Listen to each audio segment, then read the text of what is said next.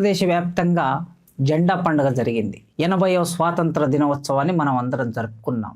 గ్రామం నుంచి మొదలు పెడితే ఢిల్లీ వరకు గ్రామ పంచాయతీ మీద జెండా ఎగిరింది, ఢిల్లీ కోట మీద జెండా ఎగిరింది.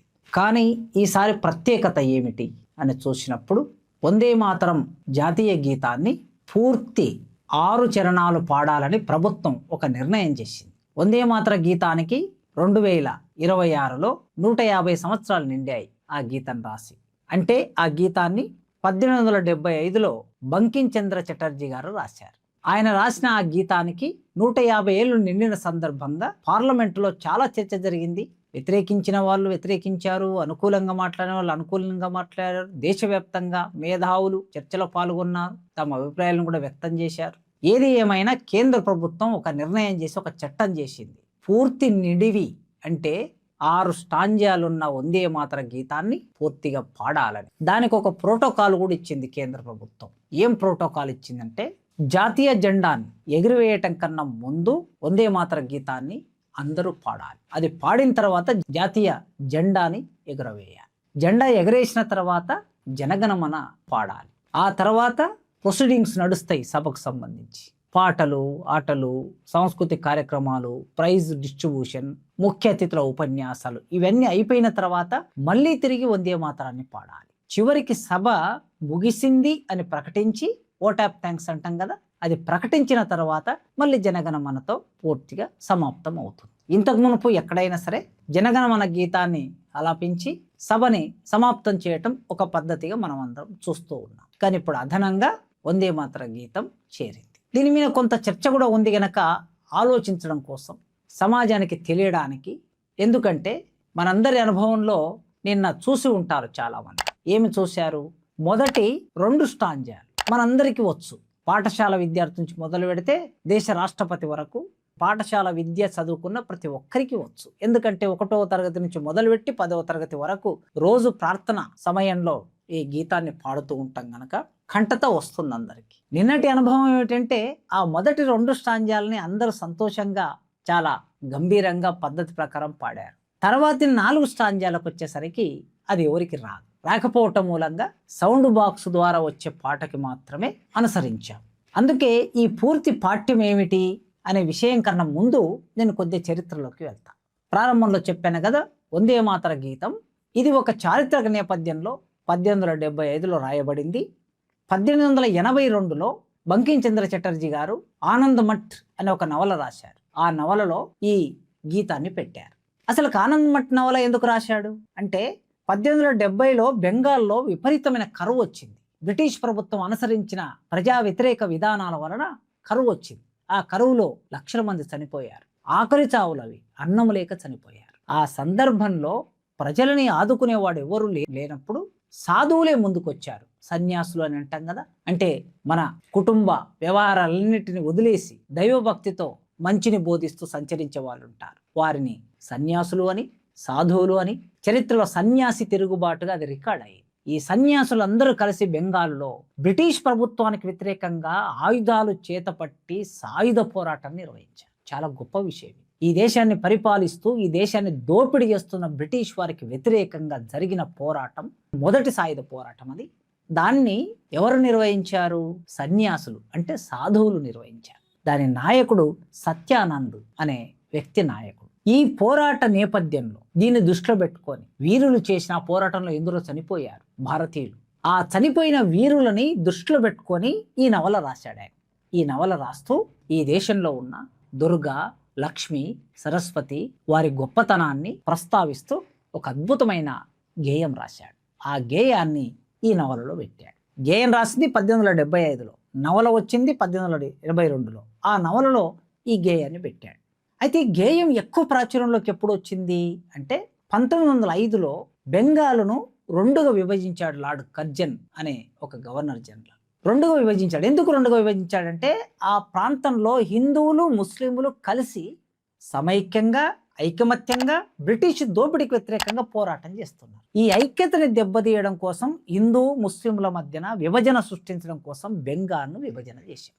ఆ సందర్భంలో ఐకమత్యాన్ని చాటుతూ, సోదరభావాన్ని చాటుతూ వందే మాతర ఉద్యమం వచ్చింది 1905లో. ఈ వందే మాతర ఉద్యమమే బ్రిటిష్ ప్రభుత్వానికి వ్యతిరేకంగా దేశవ్యాప్తంగా జరిగిన మొట్టమొదటి ఉద్యమంగా ఇది చరిత్రలో రికార్డ్ అయింది. విద్యార్థి యువతీ యువకులు చేసిన పోరాటంగా రికార్డ్ అయింది. మొదటిసారి యువజనులు బ్రిటిష్ ప్రభుత్వానికి వ్యతిరేకంగా పోరాటం నడిపారు. ఆ సందర్భంలోనే మనందరికీ తెలుసు కదా, లాల్ బాల్ పాల్. భారత జాతీయ కాంగ్రెస్లో రెండు అభిప్రాయాలు కలిగిన వాళ్ళు ఉండేవాళ్ళు. ఒకరు మితవాదులు, ఇంకొకరు అతివాదులు. అతివాదులుగా పేరు ప్రఖ్యాతిగాంచిన వాళ్ళు లాలా లజపతి రాయ్, బిపిన్ చంద్ర పాల్, లోకమాన్య బాలగంగాధర్ తిలక్. ఈ ముగ్గురు అతివాదులు. అంటే బ్రిటిష్ వాళ్ళతో తలపడాలి, పోరాటం చేయాలి, వారిని దిగ్బంధం చేయాలి, అవసరమైతే వాళ్ళ మీద దాడులు చేయాలి అనే అభిప్రాయం కలిగిన వాళ్ళు. వీళ్ళు దేశమంతా తిరిగి వందే మాతర ఉద్యమాన్ని విస్తృతం చేశారు. ఉధృతమైన సందర్భంలో ఎందరో విద్యార్థి యువజనులు ఆ పోరాటంలోకి వచ్చారు. ఆ పోరాట ప్రభావంతో నిజానికి ఆ సమయంలో పుట్టిన వాళ్ళు ఇద్దరు పేర్లు తప్పక చెప్పుకోవాలి. 1905లో చంద్రశేఖర్ ఆజాద్ పుట్టాడు. 1907లో భగత్ సింగ్ పుట్టాడు. 15 ఏళ్ల వయసు వచ్చే నాటికి వాళ్ళిద్దరికీ భారతదేశ స్వాతంత్ర ఉద్యమంలో ప్రధాన భూమికగా మారారు. అయితే రాంప్రసాద్ బిస్మిల్ 1905లోనే భారత జాతీయ కాంగ్రెస్ తీసుకున్న పోరాట రూపాలకి భిన్నంగా ఒక మిలిటెంట్ ఉద్యమాన్ని నిర్మాణం చేశాడు. అంటే బ్రిటిష్ వాళ్ళ మీద దాడి చేసి ఆయుధాలు లాక్కొని యువజనాలను సేకరించి ఆ యువజనులకు ఆయుధాలు ఇచ్చి విప్లవ పోరాటం నడపాలని రాంప్రసాద్ బిస్మిల్ ఒక ఆలోచన చేశాడు. ఆ ఆలోచన కొనసాగింపుగానే భగత్ సింగ్, ఆజాద్ చంద్రశేఖర్, సుఖదేవ్, రాజ్గురు, శివవర్మ ఇలాంటి వాళ్ళు పోరాటాన్ని తర్వాత కాలంలో కొనసాగించారు. తెలంగాణ సందర్భం కూడా గుర్తు చేస్తాం మీకు. 1938, 39 ఆ సమయంలో ఉస్మానియా విశ్వవిద్యాలయం వేదికగా వందే మాతర ఉద్యమం నడిచింది. అంటే 1905లో వందే మాతర ఉద్యమం ప్రారంభమైతే తెలంగాణలో ఆ ఉద్యమం నడవడానికి, అంటే నిజాం ఆంధ్రలో ఆ ఉద్యమం నడవడానికి దాదాపు ఇంకొక 20-30 సంవత్సరాల కాలం బట్టి. అప్పుడు ఉస్మానియా విశ్వవిద్యాలయంలో వందే మాతర గీతాన్ని ఆలాపించినందుకు ఇక్కడ చదువుకుంటున్న విద్యార్థులని నైజాం ప్రభు బహిష్కరించాడు యూనివర్సిటీ నుంచి. రెస్ట్రికేట్ చేయడం అంటాం కదా, అట్లా మనం ఈ దేశ ప్రధానమంత్రిగా పనిచేసిన పివి నరసింహారావును ఇక్కడ నుంచి బహిష్కరిస్తే వెళ్ళి నాగపూర్లో చదువుకున్నాడు మన చరిత్ర చదువుతాం. సో ఆ విధంగా వందే మాతర ఉద్యమం భారతదేశంలో జాతీయ భావాల్ని పెంచడానికి, మిలిటెంట్స్ని పెంచడానికి, విద్యార్థి యువజనులని సమీకరించి బ్రిటిష్ ప్రభుత్వానికి వ్యతిరేకంగా పోరాటం చేయడానికి ఈ గీతం అద్భుతంగా పనిచేసింది. ఇది దీనికి సంబంధించినటువంటి చారిత్రక సందర్భం, చరిత్ర. అయితే ఈ గీతాన్ని జాతీయ గీతంగా పాడాలి అనే ఒక చర్చ ముందుకు వచ్చినప్పుడు 1937లో భారత జాతీయ కాంగ్రెస్ వర్కింగ్ కమిటీ సమావేశం జరిగింది. ఆ వర్కింగ్ కమిటీ సమావేశం జరిగినప్పుడు గాంధీ, నెహ్రూ, మౌలానా, సుభాష్ చంద్రబోస్, ట్యాగూర్ వీళ్ళందరూ ఆ సమావేశంలో ఉన్నప్పుడు జాతీయ గీతాన్ని స్వీకరించాలి దీన్ని అని అనుకొని ఏం చేశారంటే, దాంట్లో 6 స్టాంజాలు ఉన్నాయి గనక నిడివి చాలా ఎక్కువ ఉండటం మూలంగా 2 స్టాంజాలను మాత్రమే స్వీకరించాలని 1937లోనే భారత జాతీయ కాంగ్రెస్ ఒక నిర్ణయం తీసుకున్నది. ట్యాగూర్ దీన్ని పాడి వినిపించారు. ట్యాగూర్ అంటే జనగణమన పాట రాసిన వ్యక్తి. ఆయన నోటి కంఠత పాడినటువంటి పాట ఆనాడు. ఇక తర్వాత భారత జాతీయ కాంగ్రెస్ ఇతర సంస్థలు, వ్యక్తులు నడిపిన పోరాటం వలన బ్రిటిష్ ప్రభుత్వం దేశాన్ని వదిలేసిపోవాలనుకున్నప్పుడు ఈ భారతదేశానికి ఒక రాజ్యాంగం రాసుకోవడానికి భారత రాజ్యాంగ పరిషత్ ఏర్పాటు చేసిన చరిత్ర అందరికీ తెలుసు. 1946 డిసెంబర్ 9-10 తారీఖులలో భారత రాజ్యాంగం రాయడానికి ఒక రాజ్యాంగ పరిషత్ ఏర్పడింది. ఆ రాజ్యాంగ పరిషత్తుకు బాబు రాజేంద్ర ప్రసాద్ అధ్యక్షుడు. డ్రాఫ్టింగ్ కమిటీకి డాక్టర్ బిఆర్ అంబేద్కర్ చైర్మన్. అలా రాజ్యాంగ పరిషత్తులో జాతీయ గీతం గురించి చర్చ వచ్చినప్పుడు సహజంగా రాజ్యాంగ పరిషత్తులో దాదాపు 293 మందికి పైగా సభ్యులు ఉన్న చోట ముస్లింలు ఉన్నారు, సిక్కులు ఉన్నారు, క్రైస్తవులు ఉన్నారు, హిందువులు ఉన్నారు, బౌద్ధులు ఉన్నారు, ఏ మత విశ్వాసాలు లేని వాళ్ళు కూడా సభ్యులుగా ఉన్నారు. ఆ సభ్యుల మధ్య చర్చ వస్తుంది నేచురల్గా జాతీయ గీతాన్ని ఏం పెట్టాలన్న. ఆ చర్చలో భాగంగా విస్తృతమైన చర్చ జరిగి చివరికి ఏ మత ప్రస్తావన లేకుండా, ఏ దేవుడి ప్రస్తావన లేకుండా మొదటి 2 స్టాంజాలను జాతీయ గీతంగా స్వీకరించాలని రాజ్యాంగ పరిషత్తులో నిర్ణయం జరిగి 1950 జనవరి 24వ తారీఖు నాడు దానికి పరిపూర్తి నిర్ణయం జరిగింది రాజ్యాంగ పరిషత్తులో. రాజ్యాంగబద్ధంగా అది మారిపోయింది. సో ఇక్కడి వరకు వందే మాతర గీతాన్ని స్వీకరించినటువంటి పద్ధతి. ఇక 150 ఏళ్ళు నిండిన ఈ సందర్భంగా ఇప్పుడు కేంద్ర ప్రభుత్వం పూర్తి నిడివి పాటని చర్చలోకి తీసుకొచ్చింది. చాలా మంది విమర్శకులు అంటున్నది ఏమిటంటే, సరిగ్గా బెంగాల్ ఎన్నికలు జరుగుతున్న సందర్భంలోనే వందే మాతరం చర్చనీయాంశంగా మారింది అని అంటున్నారు. ఒక్కసారి నేను వందే మాతరానికి సంబంధించిన తెలుగులో దాని అర్థం ఏమిటో మీ ముందు ప్రస్తావన చేస్తా. ఎందుకంటే ఇది సంస్కృతీకరించిన బెంగాలీలో రాయబడ్డది. సంస్కృతీకరించిన తెలుగు, సంస్కృతీకరించిన తమిళం, సంస్కృతీకరించిన కన్నడం ఉంటుంది. ఎందుకంటే మన తెలుగు భాష నన్నయ్య, తిక్కన, ఎర్రన వీళ్ళందరూ రాసిందంతా 70% సంస్కృతం, 30% తెలుగు ఉంటుంది. ఇప్పటికి మనం చాలా మన భాషలో సంస్కృతమే ఉంటుంది కనుక మనం మాట్లాడేది సాంస్క్రిటైజ్ తెలుగు అంటాం. అట్లే బెంగాలీ కూడా సాంస్క్రిటైజ్ బెంగాల్. ఆ సాంస్క్రిటైజ్ బెంగాలీలో రాయబడింది ఈ గేయం. ఇది పూర్తి బెంగాలీ భాషలో లేదు, అట్లనే పూర్తి సంస్కృతంలో లేదు, రెండు కలిసి ఉన్నట్టు. కనుక మనకి బెంగాలీ రాదు, తెలుగు వాళ్ళకి సంస్కృతం చదువుకున్న వాళ్ళకి సంస్కృతం అర్థమవుతుంది కనుక మరి అందరికీ తెలియదు కదా. అందుకే ఇప్పుడున్న 6 స్టాంజాల్లో భావం ఏముంది అనేది ఒక్కసారి మీ ముందు ప్రస్తావిస్తే మీరు కూడా ఆలోచించడానికి ఒక ప్రాతిపాదిక ఏర్పడుతుంది, మీ అభిప్రాయాలు చెప్పడానికి ఒక ప్రాతిపాదిక ఏర్పడుతుంది. తల్లి నీకు వందనం, నీవు స్వచ్ఛమైన నీళ్లతో, సుసంపన్నమైన పండ్లతో, చల్లని మలయగాలులతో, పచ్చని పంటలతో నిండి ఉన్నావు. అటువంటి మాతృభూమికి నమస్కారం. ఇది మొదటి స్టాంజా. రెండో స్టాంజాలకు వచ్చేసరికి తెల్లని వెన్నెలతో, పులకితమైన రాత్రులు, పూలు పూసిన చెట్లతో అలంకరించబడిన నీవు, మధురమైన నవ్వులు, మధురమైన మాటలు మాట్లాడే నీవు, సుఖాలు మరియు వరాలు ఇచ్చే తల్లి నీకు వందనం.